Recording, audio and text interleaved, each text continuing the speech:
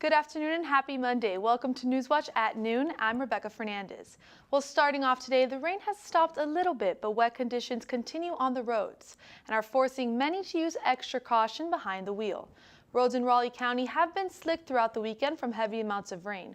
Raleigh County dispatchers said the weather has caused several vehicle accidents this weekend and this morning and are encouraging drivers to slow down and use caution during their commute.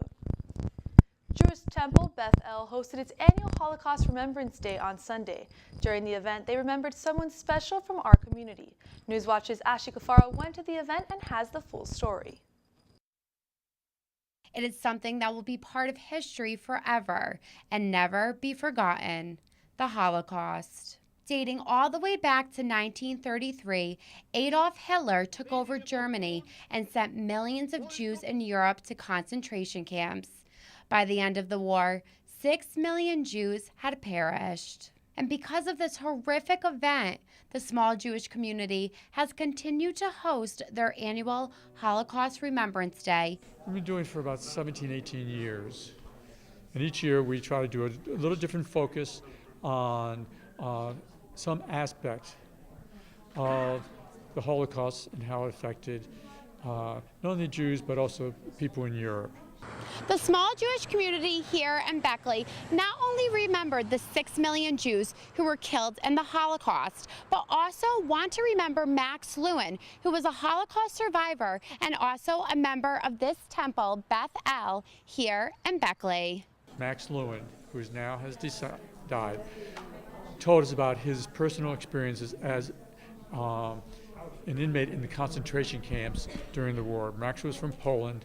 He and his family were put into concentration camps. He's the only one who survived, except for his brother Harry, who was here in Beckley before the war began. Simone Sofian also told her story, whose mother was a Holocaust survivor, and she is hoping that everyone will listen and be tolerant of each other so that history does not repeat itself. It was the hugest mass killing that has ever happened. And the idea for us is not only for us to remember, but for the world to remember, to try to stop it from happening again. In Beckley, I'm Ashley Cafaro reporting for Newswatch. A conference on the risks of alcohol and drug abuse on college campuses is set at West Virginia University. WVU says in a news release that the meeting will be held today at the Erickson Alumni Center on the Morgantown campus. The statement says among those in attendance will be higher education professionals, local and state policymakers, state agency employees, and mental health practitioners. Identifying at-risk behaviors and trauma and sexual assault cases are among the topics of discussion.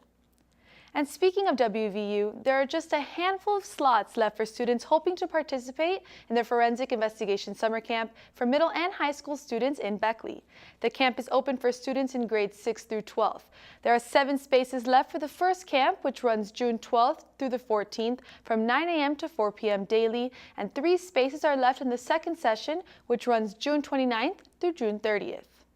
Come during the day and learn about blood spatter and crime scenes and death investigation and stuff like that. For prices or to register, visit www.wvutech.edu. And the City of Bluefield Public Works and Parks and Recreation staff are partnering with the Four Seasons Recovery Point to conduct a citywide cleanup today as part of the Mercer County Love Where You Live campaign. Multiple teams will be cleaning up the East River Mountain Overlook Route 52 from Bluefield State College to Airport Road intersection, and all city neighborhood parks and Grassy Branch Road. Crews will begin the cleanup at 8 a.m. and will wrap things up at around 3 p.m. Fayette County's budget for 2018 shows some gains and some additional expenditures, leaving it just as equal as the budget in 2017. The Fayette County Commission projects a $9.77 million general fund balance for 2018 and a coal severance budget of $645,000, which is up $300,000 from 2016. Commission President Matt Wender said general revenues are showing a slight improvement and the Commission won't face the expensive capital improvements it did last year. And the top story of this weekend, a Tennessee teenager is on the road to recovery, reunited with her family after going missing just a month ago. The girl's father speaking publicly for the first time since authorities found her last week, and her kidnapper is expected to face a federal judge today. ABC's Chuck Severson has more. I actually got out of the vehicle and I ran to where she was. It was just amazing to finally get to see her. Anthony Thomas, happy and hopeful, a dramatic change from just a week ago when his 15-year-old daughter Elizabeth was still missing. I had just gotten to the point where I had no hope left. Authorities found Elizabeth and her former high school teacher, Tad Cummins, holed up in a cabin in Northern California. She had been missing for more than a month. Her personality's there. It's just not all the way her. You kind of get this big feeling something's wrong. I mean, sometimes she'll be happy and laughing and back to the same old girl, and then she'll be sometimes just in a fetal position crying. Cummins is now in FBI custody, facing federal charges after allegedly kidnapping the teen and taking her on the run from Tennessee to Oklahoma, then California. Still on food I gave him. The caretaker of the cabin where they were found revealing the conditions where the 50-year-old Cummins and teenager were living. She hadn't been showering, and you look at the cabin, the inside of the cabin they were in. I mean, it looked like, basically living in a garage. Thomas says officials told him money and food was running out and Elizabeth had been eating flowers. She had lost some weight for sure. She looked like she'd really been through a lot. Cummins surrendered without incident. Now the Thomas family is focused on getting Elizabeth reintegrated back home, while knowing there are some questions they can't ask and some answers they aren't ready to hear. Chuck Severson, ABC News, New York. And we'll have more news coming up, but when we return, meteorologist Kaylee Shaw will have your full forecast. Welcome back to Newswatch at noon. Now on to statewide news. Lawmakers from coal mining states are pushing to extend health benefits for more than 22,000 retired miners and widows whose medical coverage is set to expire at the end of this week. Last December, West Virginia Senator Joe Manchin and other coal state Democrats threatened to shut down the government over the issue. They pulled back that threat after winning a 4-month extension that preserves benefits through this Sunday, April 30th. With lawmakers returning to the Capitol today following a 2-week recess, Manchin says the time for extensions is over, but lawmakers have not reached agreement on extending the benefits. A plan pushed by GOP leaders in the House would extend health benefits for 20 months through the end of 2018. Meanwhile, the new Appalachian Power Company president, Chris Beam, says the utility does not plan to build coal plants anytime soon and that electricity from renewable energy sources is what potential business customers want. Beam says that Appalachian Power still relies on large coal-fired plants, but he says the company is working on plans to add to its wind generation capacity in southern West Virginia. Beam is a Wheeling native who understands the role of coal in West Virginia's economy and culture, but he says historic changes in the electric power industry are occurring nationwide. Tourist spending in West Virginia's national parks during Park Service's 100th year was significantly higher in 2016, with an estimated $75 million spent in gateway regions. Of that $75 million spent in West Virginia, 3/4 comes from spending around the New River Gorge National River.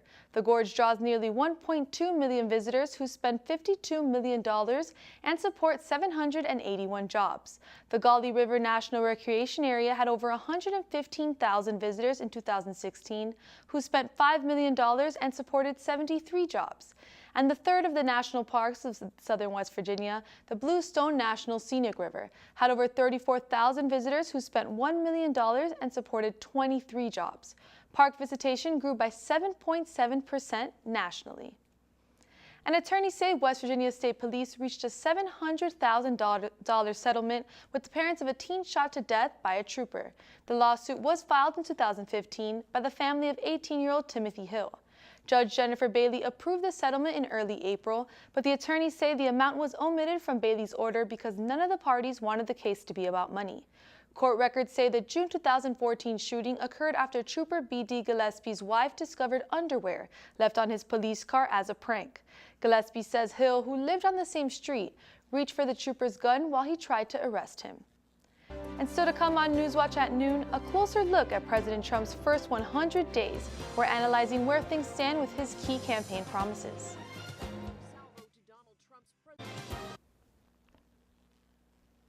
Welcome back to Newswatch at noon. Today in national news with a closer look at President Trump's first 100 days. All week long, we're analyzing where things stand with his key campaign promises. And today we kick it off with his signature pledge, building that wall on the Mexican border and forcing Mexico to pay for it. Our senior White House correspondent Cecilia Vega is here with the details. It was the opening salvo to Donald Trump's presidential campaign. They're bringing drugs, they're bringing crime, they're rapists, and some, I assume, are good people. Ever since then, illegal immigration has been his rallying cry and signature promise. I will build a great, great wall on our southern border, and I will have Mexico pay for that wall. Mark my words. Within days of taking office, the president went to work, signing 2 executive orders, stripping federal funding from sanctuary cities, calling for triple the number of ICE officers, adding thousands of Border Patrol agents, and ordering that construction begin on the nearly 2,000-mile-long wall. We're in the middle of a crisis on our southern border. Beginning today, the United States of America gets back control of its borders, gets back its borders. The president's supporters applauded the crackdown. I think border security is good for Arizona. There's going to be a physical barrier. There's going to be manpower down on the border. But others living in fear, like this undocumented mother in Los Angeles, worried her family would be torn apart. They have to stay here. They have to live here. And they don't have to be worried for us. And now, nearly 100 days in, construction on the wall expected to start this summer at the earliest. Bids have already been submitted. The price tag, estimates put it at $20 billion and counting. The president still pledging to make good on his promise. We're building the wall. In fact, it's going to start soon. Way ahead of schedule. Way ahead of schedule. As for undocumented immigrants, compared to the same time last year under President Obama, immigration-related arrests are up nearly 33%, and illegal border crossings are down since the president took office, more than 60% compared to the same month last year. The Trump administration calling it a sign their hard line on immigration is working. These numbers are lower because DHS and DOJ have shown that we're serious about border security. Now to the escalating tensions with North Korea. Overnight, President Trump spoke to the leaders of both China and Japan about the nuclear threat, as North Korea let loose with a new warning, threatening to sink an American aircraft carrier and arresting a third U.S. citizen. ABC's Bod Woodruff is tracking it all from Seoul, South Korea. Yeah, this morning, President Donald Trump again speaking with his Chinese counterpart, President Xi Jinping, regarding the stability of the Korean region. The Chinese president expressing his desire to achieve denuclearization through peaceful talks.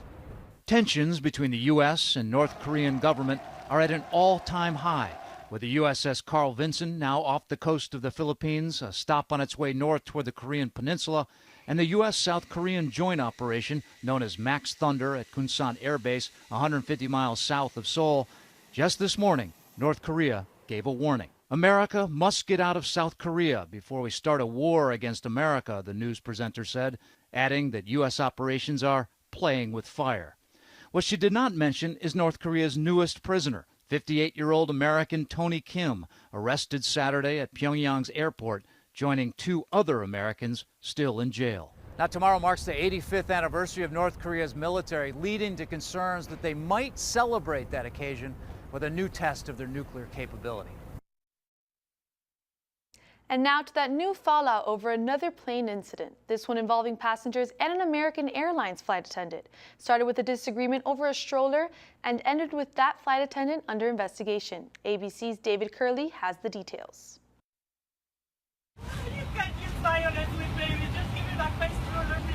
This latest cabin confrontation raising more questions about airline customer service. The mother boarding in San Francisco Friday with young children and a double-wide stroller. She wasn't letting go of the stroller. She was stressed, but she grabbed the stroller and maybe a little bit of the flight attendant's shirt. Passengers say the flight attendant then forcefully removed that stroller, knocking the mother in the head and nearly striking one of her children. I was very upset. I grabbed it and just pulled it and yanked it off, sort of violently yanked it. and stormed off the plane with it. A distraught mother and another passenger jumping in. Hey, bud. Hey, bud. You do that to me and I'll knock you flat. You stay out of this. You stay out of this. Come on.